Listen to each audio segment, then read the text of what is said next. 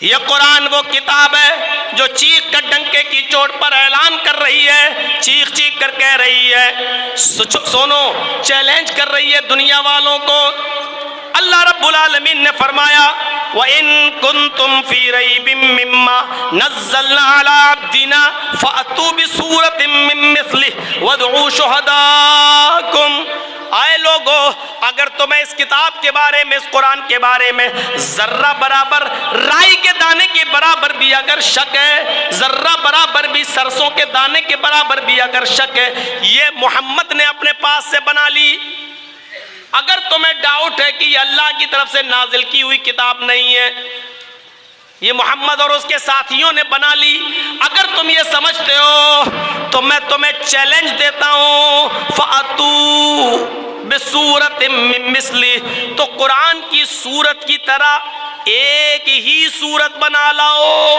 فَأْتُوا بِسُورَةٍ مِّن مِّثْلِهِ، قرآن کی کسی ایک سورت کی طرح کوئی سورت بنا دو، جاؤ بنا کر دکھاؤ۔ قرآن کا یہ چیلنج 1400 سال پہلے بھی تھا، قرآن کا یہ چیلنج 1400 سال کے بعد آج بھی موجود ہے۔ آج بھی بہت سے یہودی عرب ممالک کے اندر عربی بولتے ہیں، آج بھی بہت سے یہودی، چلے جائیے شام میں، چلے جائیے اردن میں، چلے جائیے الجزائر میں، چلے جائیے سعودی عرب کو چھوڑ کر آپ اور دوسرے عربی ممالک میں چلے جائیے، وہاں آج بھی عربی بولنے والے یہودی، عربی بولنے والے عیسائی آج بھی موجود ہیں۔ قرآن کریم کا یہ چیلنج ان کو بھی ہے، تم تو عربی سمجھتے ہو، تم تو عربی بولتے ہو، جاؤ تم قرآن کی سورت کی طرح کوئی ایک سورت بنا کے لے آؤ۔ لیکن وہ عربی جاننے والے یہودی، عربی جاننے والے عیسائی بھی قرآن کی سورت کی طرح کوئی سورت نہیں بنا سکے۔ آج تک یہ چیلنج قبول نہیں کر پائے۔ سوچئے، اور کائنات کی صبح تک، قیامت کی صبح تک کوئی بھی شخص قرآن کی صورت، ایک بھی صورت کی طرح کوئی صورت نہیں بنا سکتا۔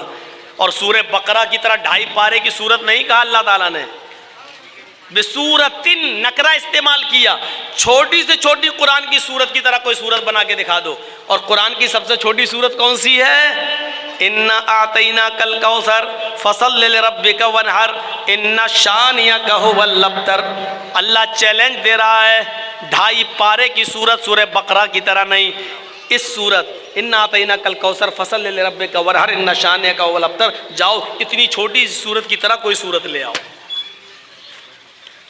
نہیں لا پائے، آج تک نہیں لا پائے۔ اور ایک بار مقابلہ ہوتا تھا، عرب کے اندر مقابلہ ہوتا تھا شعر و شاعری کا۔ آج کسی شاعر نے کوئی شعر لکھا اور دوسرا شاعر دوسرے دن اس کا جواب میں دوسرا شعر لکھ دیتا تھا۔ اگر اس کا شعر اچھا ہو گیا تو جس کا شعر اچھا ہوتا تھا اس کو ایوارڈ دیا جاتا تھا، اور جس کا شعر کمزور پڑ جاتا تھا اس کو کچھ نہیں ملتا تھا۔ یہ مقابلہ ہوتے ہوتے ہوتے ہوتے ایک دن حسان ابن ثابت خان کعبہ میں چلے گئے اور رات کے اندر قرآن کی یہ 3 آیتیں لکھائے، اِنَّا أَعْطَيْنَاكَ الْكَوْثَرَ فَصَلِّ لِرَبِّكَ وَانْحَرْ إِنَّ شَانِئَكَ هُوَ الْأَبْتَرُ، اور نیچے لکھ دیا حسان ابن ثابت، یعنی یہ اشعار، یہ شعر حسان ابن ثابت کے ہیں۔ اب اس سے اچھا کوئی شعر بنا کر دکھاؤ تم۔ اب دوسرے دن جو لوگ آئے کہنے لگے ہیں حسان ابن ثابت نے یہ کون سا شعر بنایا، اِنَّا أَعْطَيْنَاكَ الْكَوْثَرَ فَصَلِّ لِرَبِّكَ وَانْحَرْ إِنَّ شَانِئَكَ هُوَ الْأَبْتَرُ، یہ کیسی شاعری ہے یار۔ پھر کہتے ہیں یار شاعری تو صحیح لگ رہی ہے کیونکہ ہر چیز رے پہ ختم ہو رہی ہے، اِنَّا أَعْطَيْنَاكَ الْكَوْثَرَ فَصَلِّ لِرَبِّكَ وَانْحَرْ إِنَّ شَانِئَكَ هُوَ الْأَبْتَرُ، یار وزن تو صحیح بیٹھ رہا ہے لیکن یہ شعر لگ نہیں رہا ہے، کیونکہ 2 لائن کا ایک شعر ہوتا ہے، اگر 2 لائن کا ایک شعر ہوتا ہے تو 4 لائنیں ہونی چاہیے، اس میں 3 ہی لائنیں ہیں۔ اب وہ اس کا جواب میں کوئی شعر بنانا چاہ رہے ہیں تو بن ہی نہیں رہا ہے۔ مجمع اکٹھا کیا جاتا ہے اور کہا جاتا ہے کسی شاعر کے پاس جب اس کا جواب نہیں ہے تو حسان ابن ثابت کو انعام دو۔ ایک شاعر اٹھتا اور کہتا ہے مجھے 1 دن کی مہلت اور دے دو، 1 رات کی مہلت اور دے دو۔ کل صبح تک میں اس کا جواب لکھ لوں گا اور کل اس سے اچھا شعر لکھ کے دکھاؤں گا۔ کہا ٹھیک ہے، 24 گھنٹے کی مہلت مل گئی۔ وہ صبح سے شام تک دماغ لگاتا رہا، لیکن جہاں اس کا جواب دینے کی کوشش کرتا خود پھنس جاتا، نہیں اس میں تو ہم پھنس رہے ہیں۔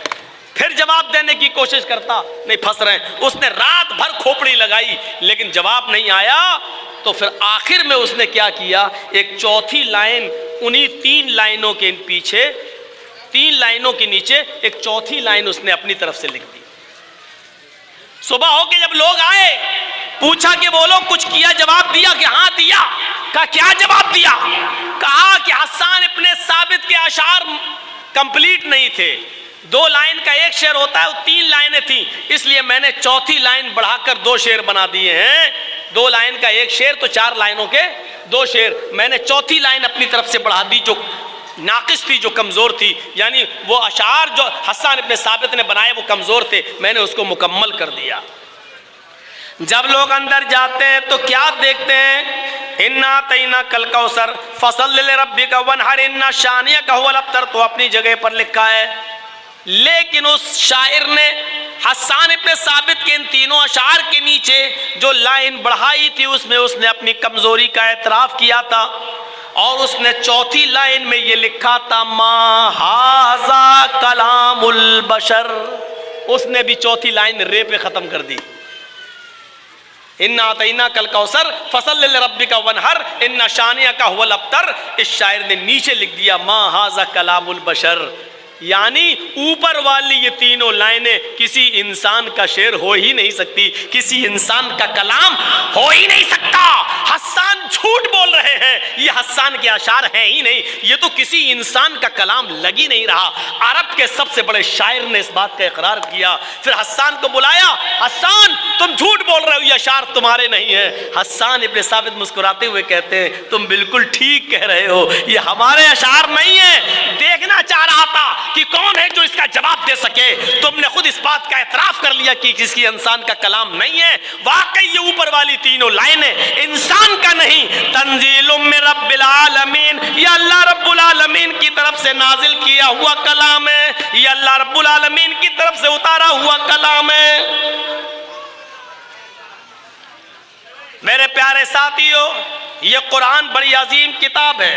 اس قرآن کریم کا علم جب عبداللہ ابن عباس کو کم سنی میں، کم عمری میں جب آ گیا، تو حضرت عمر فاروق جب کوئی میٹنگ بلایا کرتے تھے تو عبداللہ ابن عباس کو بھی اس میٹنگ میں بلاتے تھے۔ لوگوں نے پوچھا عبداللہ ابن عباس تو بہت چھوٹے ہیں، ان کو ہم بزرگوں کی میٹنگ میں کیوں بلایا جاتا ہے، ان سے مشورہ کیوں کیا جاتا ہے؟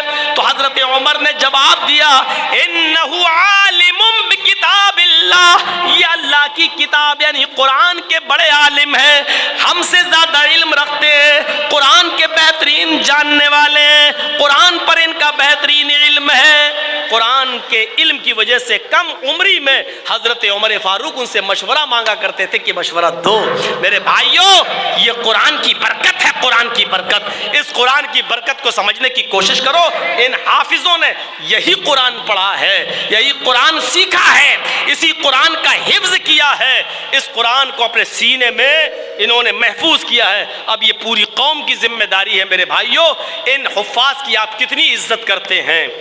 اگر آپ ان سینے میں جو کتاب انہوں نے اپنی محفوظ کی ہے، اگر آپ اس کی قدر کریں گے تو یہ ان کے سینوں میں محفوظ رہے گی۔ اگر آپ ان کو عزت کی نظر سے نہیں دیکھیں گے تو یہ بھول جائیں گے۔ ان بچوں کے سامنے اپنا فیوچر ہے کہ قرآن تو یاد کر لیا لیکن ہم مستقبل میں کیا کریں گے؟